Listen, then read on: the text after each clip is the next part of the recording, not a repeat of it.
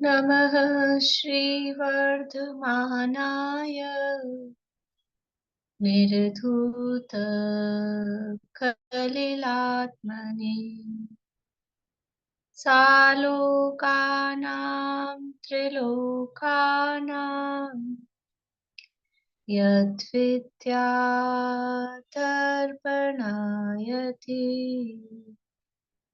यद्विद्यातर्पणायति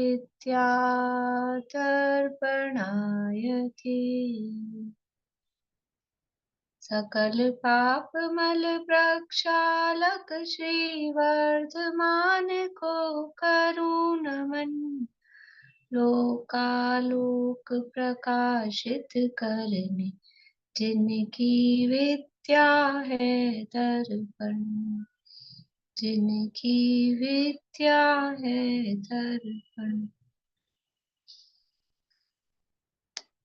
श्लोक पाठ करेंगे।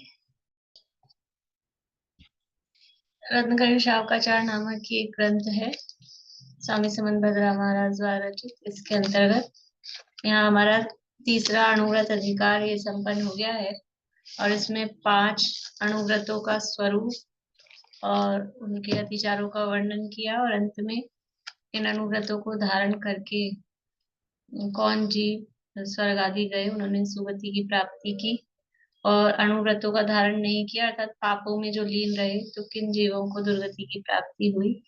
ये यहाँ उनके नाम दिए हैं मूल श्लोक में और फिर टीकाओं में उनकी कथाएं दी गई है। तो कल हमने 5 पापों में प्रसिद्ध व्यक्तियों की कथाओं को देखा था। अभी 5 अनुव्रतों में कौन प्रसिद्ध हुए हैं इसमें यहाँ आप लोगों के माध्यम से उन कथाओं की चर्चा की जाएगी। किसका नंबर है अहिंसानुव्रत में? अनिता आंटी बोलिए।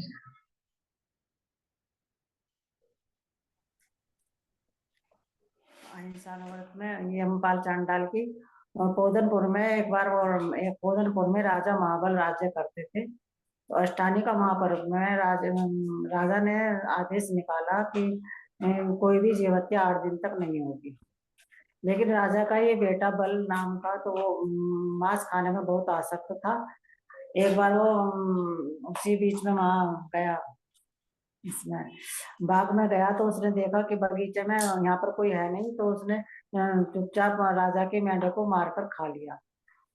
और तब राजा को मेंढक के बारे में पता चला तो उसे बहुत क्रोध आया। उसने राजा के मेंढक को मारने वाले के ढूंढने की खोज के लिए सबको भेजा। लेकिन बगीचे में ही बगीचे का माली जो था वो पेड़ के ऊपर बैठा हुआ था, उसने उसको मारते हुए देख लिया था। तो ये उसने ये बात अपनी पत्नी को बताई, लेकिन राजा के गुप्तचरों ने ये बात सुन ली और राजा को जाकर बता दी। फिर राजा ने माली को बुलाया और उससे पूछा, तो उसने बता दिया कि मैंने राजकुमार को मारते हुए देखा था मेंढक को। तो उन्हें उसे राजकुमार पर बहुत क्रोध आया और उसने कोतवाल से कहा कि इसको मरवा दो। तो मरवाने में वो उसको राजकुमार को पकड़ के ले गए मारने की जगह पर, और चांडाल को बुलाने के लिए उसके घर पहुंचे। तो चांडाल ने दूर से ही आते हुए देखा सिपाही आ रहे हैं, तो उसने अपनी स्त्री से कहा कि ये लोग आ रहे हैं, तो तुम कह देना मैं घर पर नहीं हूँ, गांव गया हुआ हूँ। जैसे सिपाही आए तो उसकी स्त्री ने कह दिया कि वो घर पर नहीं है, गांव गए हुए हैं। लेकिन फिर सिपाही बोला कि ये चांडाल भी कितना अभागा है, अगर आज ये आ जाता तो इसको बहुत सारा, राजकुमार को मारने के कारण इसको बहुत सोना और ही जवाहरात वगैरह मिल जाते। ये सुनकर चांडाल की पत्नी को लालच आ गया।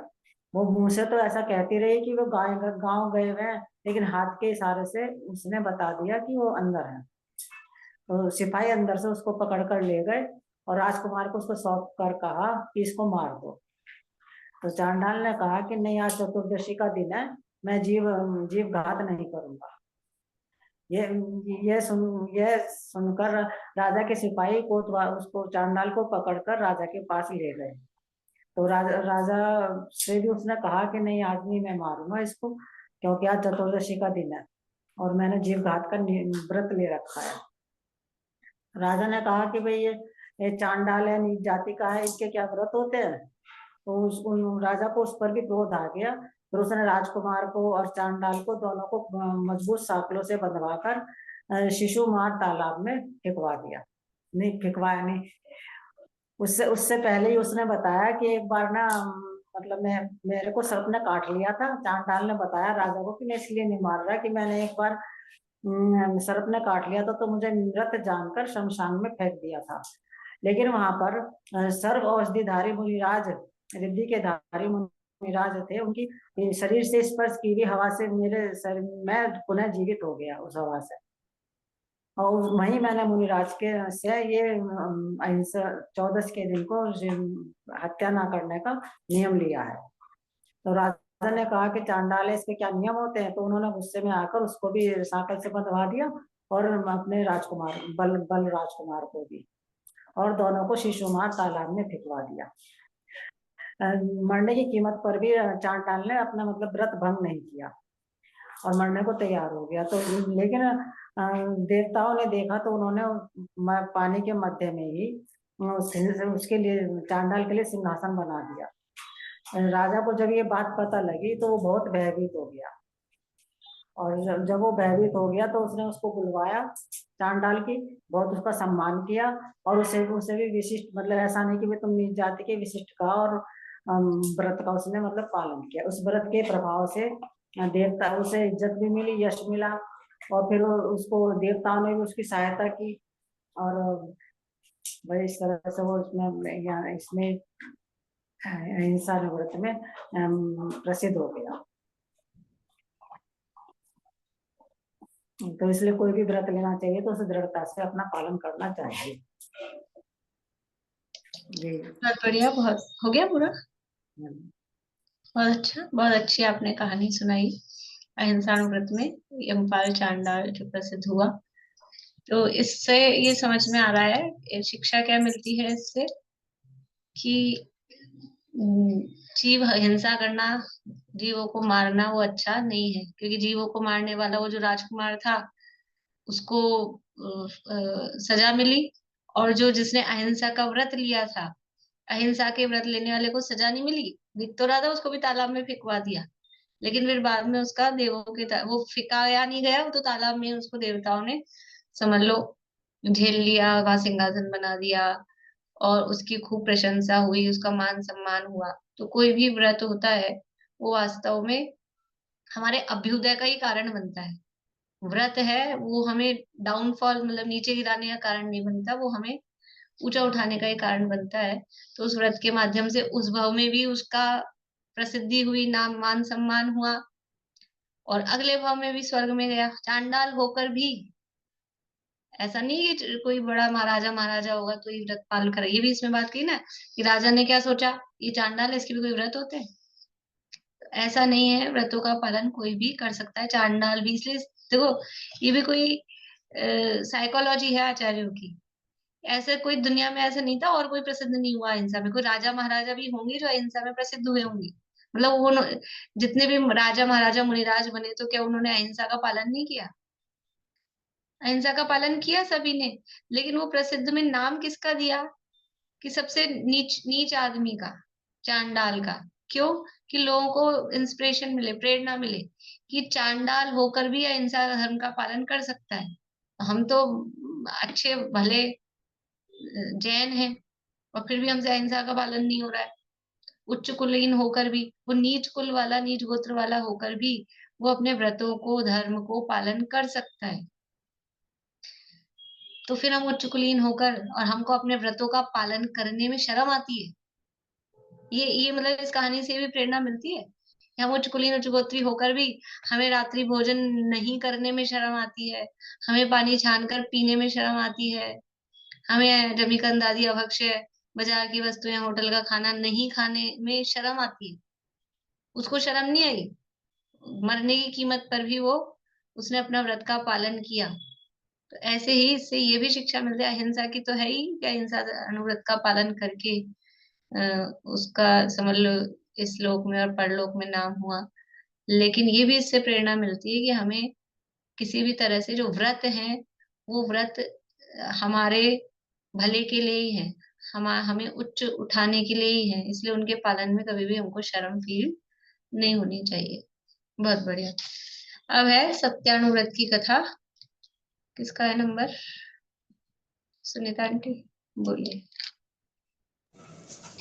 हाँ, जम्बू द्वीप के पूर्व विदेश क्षेत्र में पहले कौन प्रसिद्ध हुआ है ऐसा बता दीजिए। सत्यव्रत में धनदेव नाम का सेठ प्रसिद्ध हुआ है।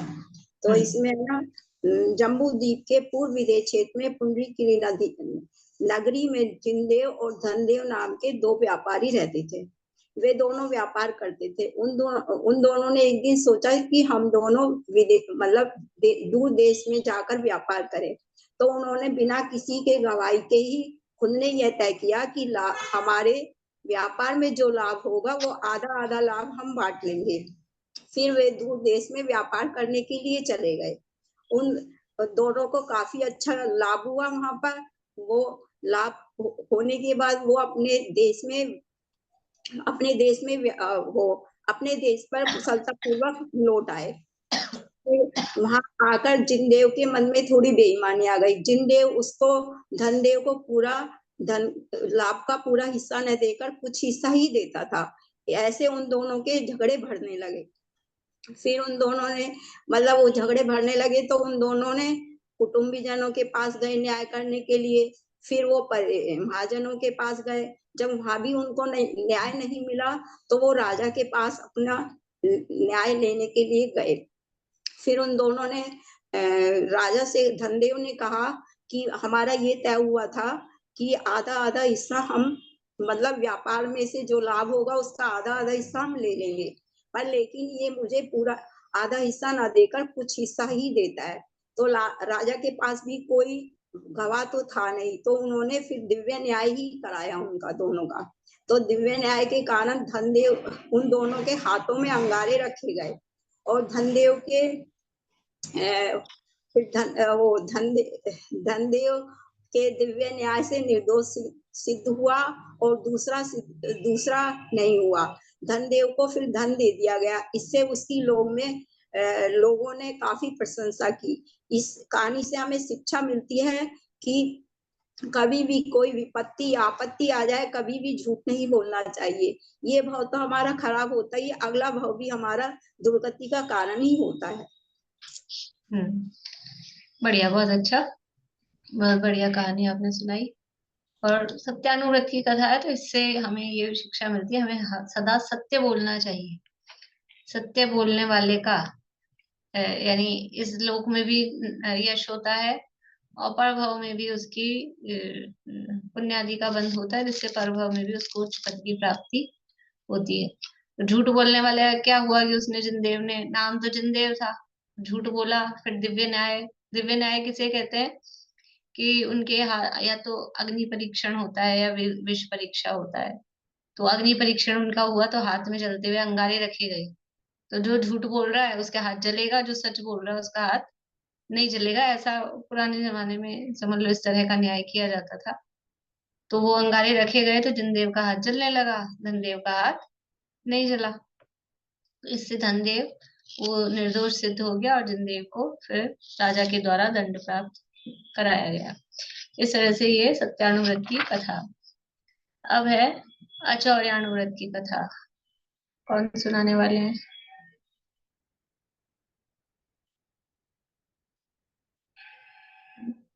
कौन है? नाम देख के बताइए ना, मोबाइल में बस मोबाइल नहीं है आज। किसका नाम था कल? मैंने मैसेज किया ना ग्रुप में, देख के बताइए।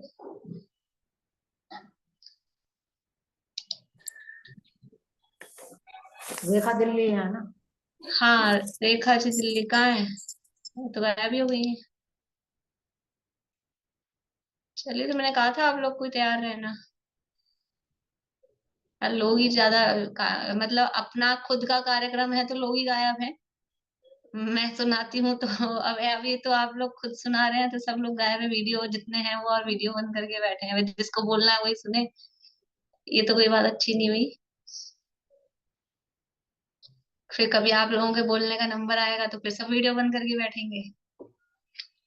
ये अच्छी बात नहीं है। चलिए अर्चना जी, फिर आपका आगे और है किसी में नंबर इसी में आज? नहीं, मेरा कल हो चुका है हिंसा में फिर वैसे तो। फिर बोलिए। ये अगला अचौर्याणु किसका है? अगला किसका है? सुमन जी का, नीली की कथा। और उसके बाद में मीना चाची का है। ठीक है, फिर तो है सब। बोलिए ये अर्चना जी। अचौर्याणु व्रत में प्रसिद्ध वार्ष्णेय कुमार की कथा है। राजगृही नगरी के राजा श्रेणिक और उनकी पत्नी रानी चेतना के एक वार्ष्णेय नाम का पुत्र था। वह बचपन से ही बहुत धार्मिक था, उत्तम श्रावक था। तो एक दिन चतुर्दशी के दिन उपवास रखकर रात्रि के समय में ध्यान लगाकर खड़े हुए थे। उसी दिन एक मृगांक सुंदरी नाम की वैश्या ने बगीचे में एक सेठानी के गले में बहुत सुंदर हार देखा। उस पर वो मोहित हो गई और उसको पाने की सोचने लगी।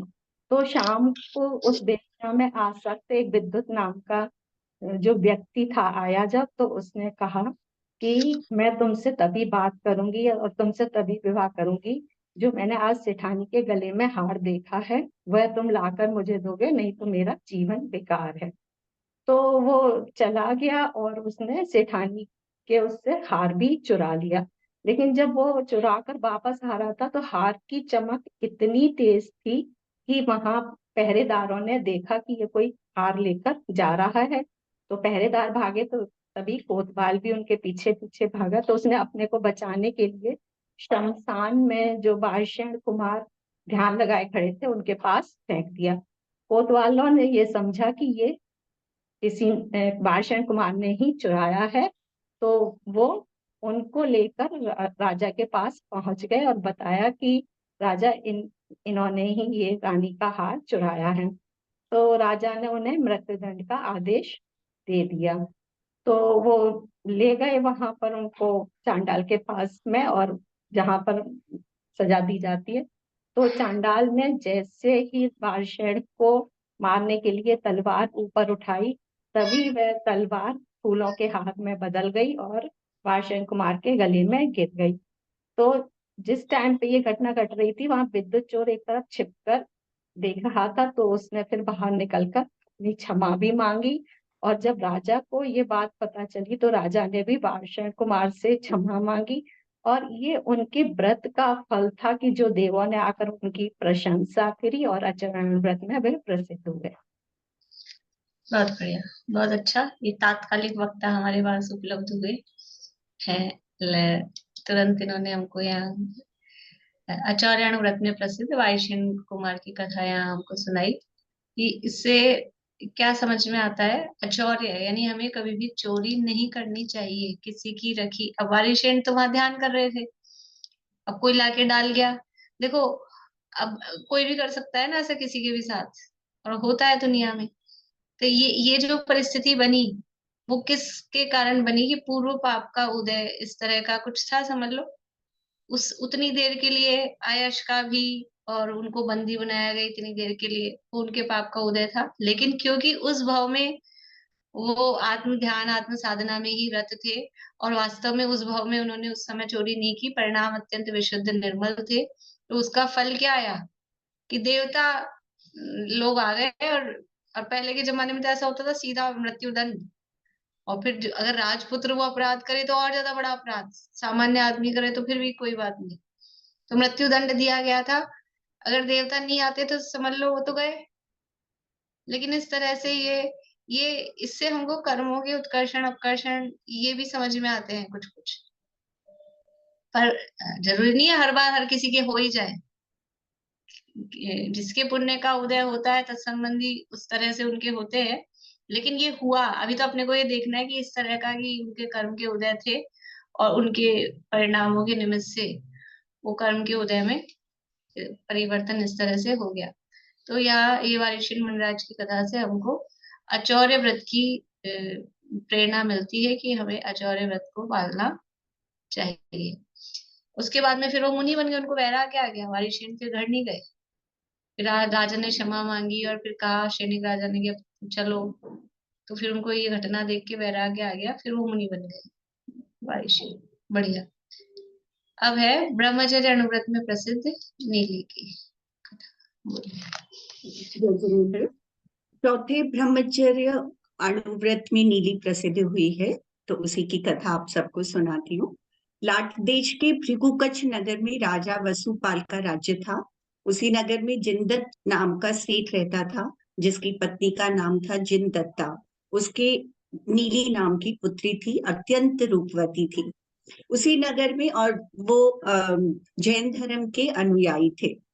और उसी नगर में समुद्रदत्त नाम का सेठ भी रहता था, जिसकी पत्नी का नाम था सागर दत्ता और उनके पुत्र का नाम था सागर दत्त, और ये बौद्ध धर्म के अनुयायी थे। तो हमारी आज की कथा के नायक और नायिका है सागर दत्त और नीली। एक बार नगर में महापूजा का आयोजन था और सभी नगर के लोग और समृद्ध जन उस पूजा में उपस्थित हुए थे।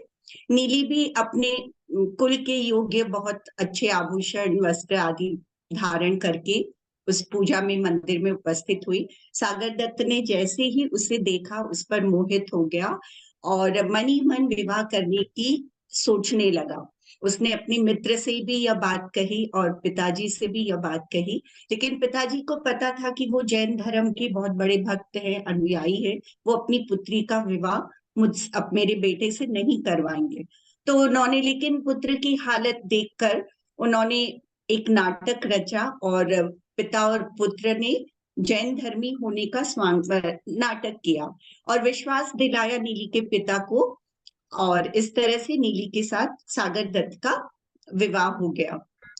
जो सास और ननद थी वो उससे हमेशा ईर्ष्या रखती थी, और लेकिन उनसे अपने पीहर नहीं जाने देती थी।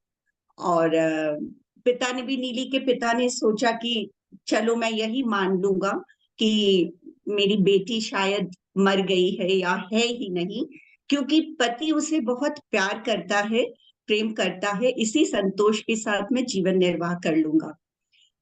पति उससे प्रेम करता था और कभी मना नहीं करता था, उसके जैन धर्म के पालन में कभी अड़चन नहीं लगाता था। एक बार की बात है कि उसके नीली के ससुर सोचते हैं कि मैं जैन बौद्ध भिक्षुओं को अपने घर पर आमंत्रित करता हूँ, उनका सत्संग रहेगा, उनके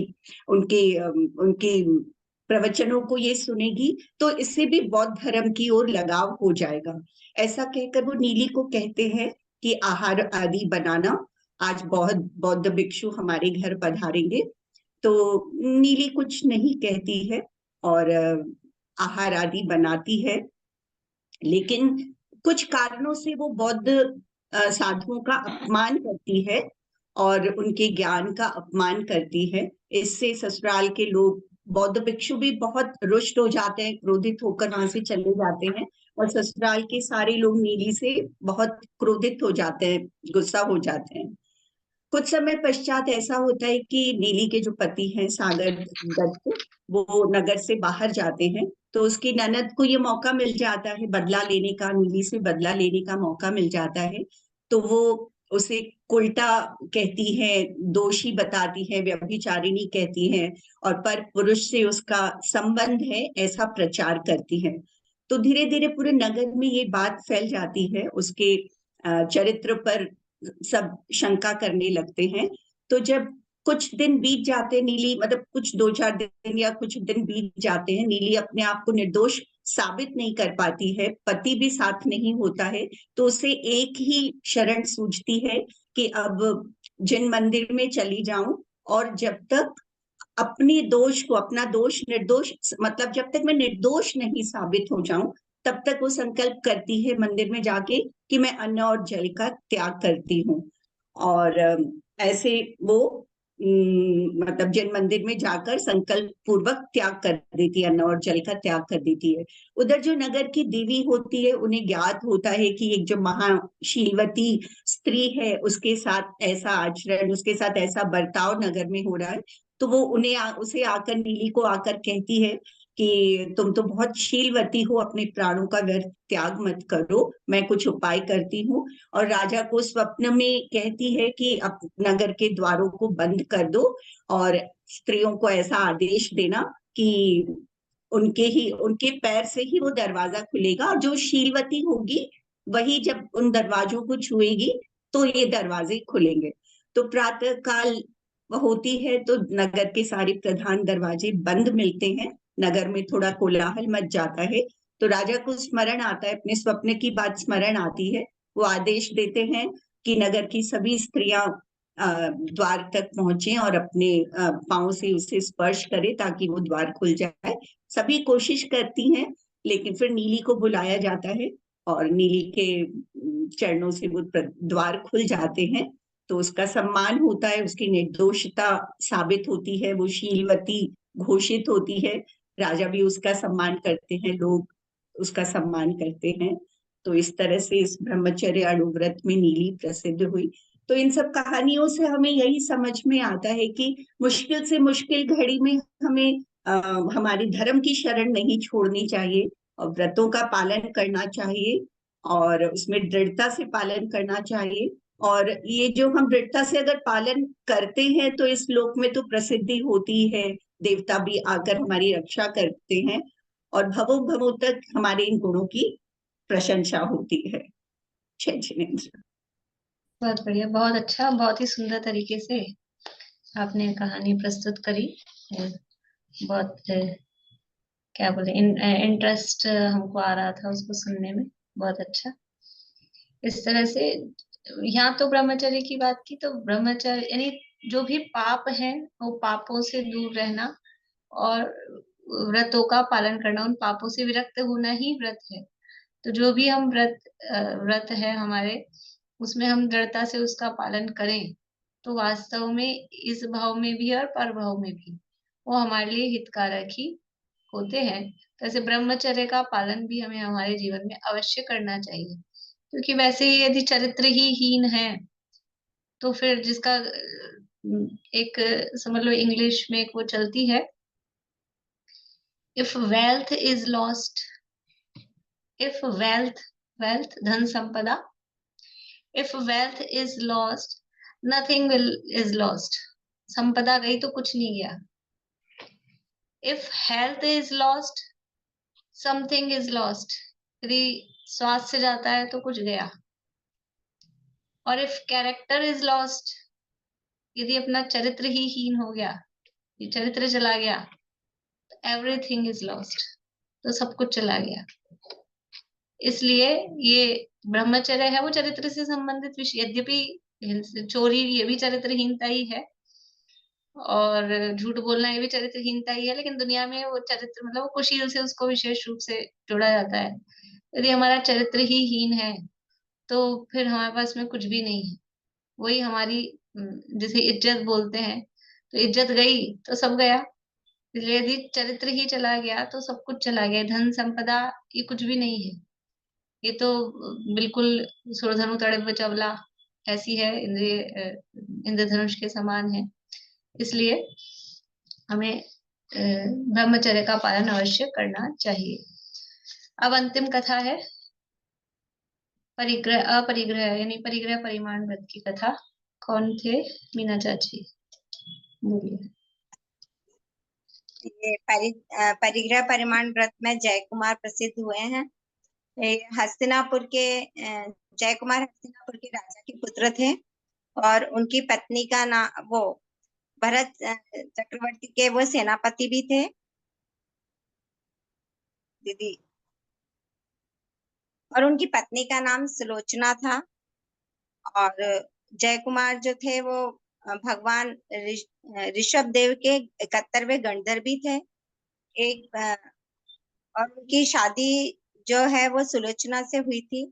एक बार वो वंदनार्थ के लिए ये भरत चक्रवर्ती ने जो कैलाश पर्वत पर एक 72 अकृत्रिम जिनालय जो त्रिकाल चौबीसी की स्थापना की थी, उसकी वंदनार्थ के लिए वो लोग गए थे। उसी समय सौधर्म देव ने स्वर्ग में जय कुमार के परिग्रह परिमाण व्रत की प्रशंसा की।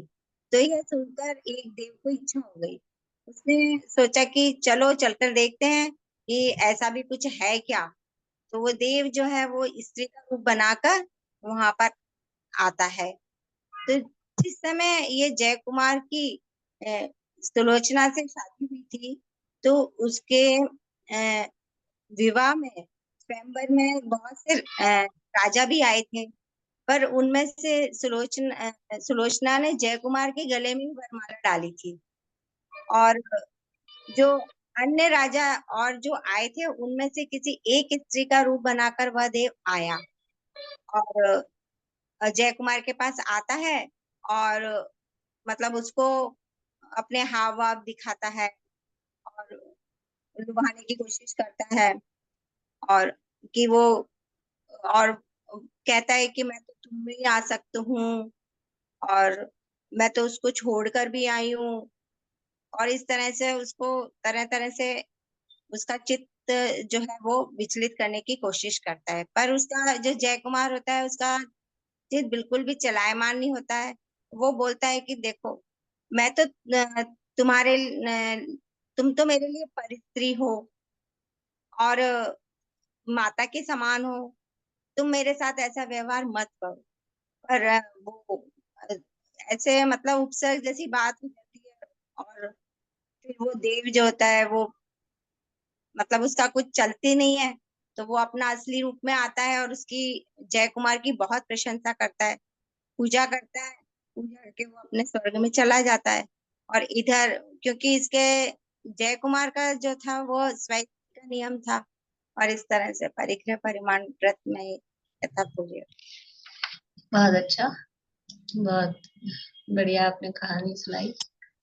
यहाँ परिग्रह परिमाण की बात चल रही है, तो अपन ने तब भी देखा था कि हमको परिग्रह में बाहरी परिग्रह दिखता है, सोना चांदी हीरा जवाहरात, लेकिन स्त्री भी एक परिग्रह है। और उसने समझ लो एक स्व स्त्री संतोष व्रत ले रखा था, और वो जो रूप बना के आया था ना, वो किसी दूसरे राजा की पत्नी का, तो वो वैसे ही परस्त्री थी, कवाली कन्या का रूप नहीं बना के आया था, किसी दूसरे राजा की पत्नी का। तो दूसरे की पत्नी विवाहित स्त्री, वो तो एक परस्त्री है। तो भी वो जब स्वयं खुद चल के आ रही है और खुद कह रही है मुझे स्वीकार करो, तो भी उसने अपने व्रत को नहीं छोड़ा और इस स्त्री परिग्रह को ग्रहण नहीं किया। इस प्रकार इस भाव में भी उसकी प्रशंसा हुई। और तो जय कुमार फिर गणधर बने बाद में, आदिनाथ भगवान के 71वें गणधर भी बने। इस तरह से इनकी कथा यहाँ पर संपन्न होती है। इस तरह से ये 5 अणुव्रतों में और 5 पापों में, पापों की कथाएं कल हमने देखी थी। ये आप खाली जिन्होंने सुनाई है, ये दोबारा इसलिए चलाई है कि हमको बोलना भी आ जाए थोड़ा सा, कि कथाएं हैं तो हम घर में सबके बच्चे तो हैं ही, पोता पोती तो हैं ही, सब बड़े हैं, मान लो बहुएं नहीं बैठ रही तो अपन तो बैठ रहे हैं, तो हम ही कुछ सुना दें। तो इसलिए मैंने ये कराया कि इतना सा बोलना तो अपने को आए कि हम थोड़ी कहानी बच्चों को सुना सके। इस बहाने वो बच्चे अपने पास रहें, तो जुड़े रहें। कहानी का लाल रहता ही है बच्चों को शौक थोड़ा सा, तो कुछ अपने को भी बोलना आए इस बहाने से। ये जन जान के थोड़ा सा कहा था, बाकी दोबारा कराने की कोई आप लोगों को जरूरत नहीं थी, लेकिन थोड़ा बोलना अपने को भी आए इस उद्देश्य से। अभी 5 मिनट अपने पास बचे हैं, लेकिन अभी मैं बोलना नहीं चाह रही हूँ ज्यादा कुछ, तो आप कहें तो 5 मिनट का गैप देते हैं, फिर तत्वार सूत्र चालू करेंगे, या फिर किसी को कुछ सुनाना हो श्लोक वगैरह तो सुना दीजिए। फिर ये परिशिष्ट की बाकी एग्जाम किसका रह गया है, मेरे ख्याल से हो गए, 2-4 लोगों के जो हैं वो बाद में देंगे। तो हाँ, रेणु जी का तो पता है, बाकी फिर अपन मंडे को कर लेंगे पेपर डिस्कस, और फिर चौथा अधिकार बाद में चालू कर लेंगे। रेखा जी आप टाइम पे नहीं आए, अब क्या करें ठीक है, हो गई। मैं लेट हो गई, वो कोई हाँ, मेहमान गेस्ट आ गए थे इसलिए। कोई बात नहीं, आपकी जगह अर्चना जी ने नेक्स्ट टाइम सुना दूंगी कोई भी कहानी जो भी आप कहेंगे। हाँ, ठीक है, नेक्स्ट पे सुना दूंगी। कहिए तो आज सुना दूं मैं थोड़ा सा वारिशन का, कोई भी कोई, या सुना दीजिए, आप वापस सुना दीजिए, अपने पास 4 मिनट है तो वो आप सुना दीजिए। शॉर्ट में सुना देते, शॉर्ट में सुना। हाँ, सुना दीजिए। मगध देश में राजगृही नगर में राजा सैनिक राज्य करते थे। उनकी पत्नी सुलोचना, सॉरी, उनकी पत्नी क्या नाम, चेलना थी। और चेलना और इनके सैनिक राजा का पुत्र था वारिशण। वो बहुत ही धार्मिक था, वो महावीर स्वामी का बहुत अनुयायी था। तो एक बार चौदस के दिन वो तप कर रहा था। वो 14 के दिन तप था, तो उसने शमशान में जाके सोचा वहां जाके मैं तपस्या तप करता हूँ, मतलब कौशक करता हूँ। तो वहां जाके वो अपना ध्यान में खड़ा हो गया। इधर एक वेश्या होती है, वो अपना वेश्या का नाम, तो वेश्या होती है कि वो और एक उसके वेश्या होती है, वो एक बार रानी के गले में जो राजा रानी के गले में एक हार देखती है। वो उस पे वो हार को देखते सोचती है कि ये हार मेरे पास होना चाहिए। तो एक चोर था, वो चोर उसकी जब वेश्या के पास रात को आता है, तो चोर का नाम, तो वो उसको कहती है कि मेरे को वही कीर्ति रानी वाला हार मेरे को चाहिए, जो कीर्ति रानी पहना हुआ था। तो क्या कहते हैं, वो चोर कहता है अच्छा ठीक है। वो जाता है राजा शनि के यहाँ, उसको ये वाला हार चुरा के लेके आता है। तो उसके हार की रोशनी से चौकीदार कोतवाल उसको देख लेते हैं, और देख के वो लोग उसको देखते हैं और क्या नाम, वो उसके पीछे भागते हैं। तो वो चोर अपने को बचाने के लिए वो हार है ना, शमशान में जो वारिशन जो तप में कौशक में खड़ा था, उसके आगे फेंक के आ गया और पेड़ के पीछे छुप जाता है। अब जो कोतवाल आते हैं तो वारिशन के आगे वो हार पड़ा होता है। वो हार लाके वो राजा को कहते हैं कि ये तो वारिशन चोर है, उनके सामने ये हार पड़ा था, वो हार वारिशन ने चुराया है। तो राजा उनको उसको उपदेश देते हैं कि है ना, चंडाल से बोल के उसके माथे उसके छेद कर दो, उसके सर में छेद कर दो, मतलब उसका कत्ल कर दो। तो वो चंडाल जब वारिशन के पास जाते हैं और उसको तलवार उठाते हैं, जैसे तलवार उठाते हैं वो तलवार फूल की माला बन के वारिशन के गले में आ जाती है। जब राजा शनि को ये समाचार पहुंचते हैं तो वो बहुत घबराते हैं, आते हैं उसके पास, वारिशन के पास, और उसको उससे क्षमा मांगते हैं, उसको अपने घर ले जाते हैं। तो वारिशन कहता नहीं, अब मैं घर नहीं जाऊंगा, मैं तो अब दिगंबर मुनि बनूंगा, मैं अब पानी ग्रहण हाथ में खाना भोजन करूंगा। तो वो अपना क्या कहते हैं वहां नहीं जाते हैं, वो अपने मुनि मुनि है उनसे दीक्षा ग्रहण कर लेते हैं। दीक्षा ग्रहण करके ये एक बार भ्रमण करते हुए ये नगरी में आते हैं। उसमें ये राजा शनि का मंत्री होता है, उसका बेटा जो होता है पुष्पलाल। आचार्य की तो यहाँ तक पूरी हो गई है, आगे तो फिर स्थितिकरण की चालू हो जाएगी। हाँ, तो आचार्य की कथा यहाँ तक पूरी हो जाती है। हाँ, स्त्रीकरण में भी ये होता है कि वो पुष्पलाल को अपने साथ उसके यहाँ भोजन करके पुष्पलाल उनको थोड़ी दूर छोड़ने के लिए जाता है। तो वो कहते चलो थोड़ा, वो उनको वंदना करता है कि मैं वापस जाऊं। फिर वो कहते थोड़ा आगे चलो, आगे चलते हैं। ऐसे फिर वो करते करते वो उनके साथ पुष्पलाल को अपने साथ ले जाते हैं वारिशर, और उसको रास्ते में धर्म का उपदेश देते जाते हैं। उसके अंदर वैराग्य की भावना उत्पन्न हो जाती है, तो वो उससे ये तप ग्रहण कर लेता है, वैराग्य का तप ग्रहण कर लेता है। अब दोनों क्या अपना तपस्या कर रहे होते हैं, लेकिन उसको बार बार अपनी पत्नी सुमीला का ध्यान आता है कि मेरी पत्नी इतनी सुंदर है, उसके पास जाना चाहिए, वो वेट कर रही होगी। ऐसे करके करके उसके ध्यान में बार बार आता है, लेकिन वारिशन उनका ध्यान फिर वो धर्म की तरफ लगा देते हैं। एक बार दोनों क्या कहते हैं, रुकिए, वो आगे कथा जो है वो स्थितिकरण की, अपने को आचार्य की चाहिए थी ना, तो आचार्य की वहां तक हो गई थी पूरी। अब वो अच्छा नई कथा चालू हो गई, वो तो एक साथ दी है उसमें, और अब अच्छा, वो नई कथा और चालू हो फिर गई। वो दोनों क्या कहते हैं, एक बार महावीर स्वामी के उधर जाते हैं, फिर हाँ, पूरा बहुत कर दो। अच्छा, बढ़िया आपने तैयारी की है। इस तरह से ये चलो, हमें शिक्षा क्या मिलती है इस कहानियों से, कि पापों से दूर रहो, पापों से दूर रहो और अपने व्रतों का दृढ़ता से और पालन करो। तप के अंदर शक्ति है, धर्म में और तप में शक्ति है, हाँ हाँ, इसमें कि आप जो करेंगे उसमें शक्ति होती वो है। तप क्या है और वो धर्म क्या है जिसमें शक्ति है। वो हाँ तप भी अपने आत्म स्वरूप के बल, वही तप है, वही शक्ति है, उसी में शक्ति है, बाहरी तप में नहीं, दिखावटी तप में नहीं। जो निश्चय से अपने आत्मा के लक्ष्य पूर्वक जो तप किया जाए या जो धर्म है वास्तव में, उसी में जो शक्ति जिसे कहा जा रहा है, जिससे कर्मों में भी फेरबदल हो जाता है। इस तरह से हम ये 5 पापों का त्याग करके और 5 व्रतों का धारण करें, इसी भावना से ये पूरा करते हैं।